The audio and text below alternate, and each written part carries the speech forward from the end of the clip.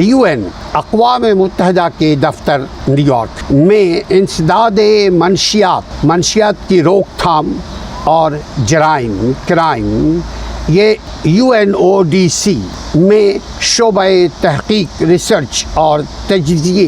की सरबराह miss Angela ने कहा है कि कुदरती माहौल के ख़िलाफ़ जराइम के तजज़िये पर पहली रिपोर्ट का इजरा करते हुए एंजिला कहती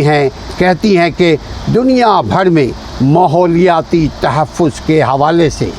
कानून साज़ी में बेहतरी आ रही है सिवाय थर्ड वर्ल्ड कंट्री के, मगर क़वानीन और उनके इतलाक़ की सूरत हाल हर जगह एक जैसी नहीं है। यानी अमेंडमेंट तो हो रही है, कानून साज़ी तो हो रही है, नए क़वानीन तो बन रहे हैं, लेकिन बिल्ली के गले में घंटी कौन बांधे, उन क़वानीन पर अमल कौन करवाए। जराइम पेशा अफराद को कानूनी खामियों से, कानून के अंदर लचक से, कानून के अंदर झोल होने की वजह से, कानून के अंदर लीकेज की वजह से, या ख़ुद मावराए कानून है उस हैसियत की वजह से, कानून में खामियाँ उसकी वजह से वो उन क्रिमिनल्स को सज़ा नहीं मिल रही है।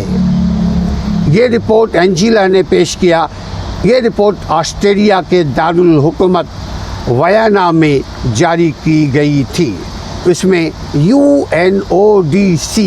ने ये जायज़ा लिया है कि UN अक़वाम मुत्तहिदा के रुकन ममालिक में फितरत यानी नेचर के ख़िलाफ़ जराइम को, बढ़ते हुए क्राइम को किस तरह रोका जाए और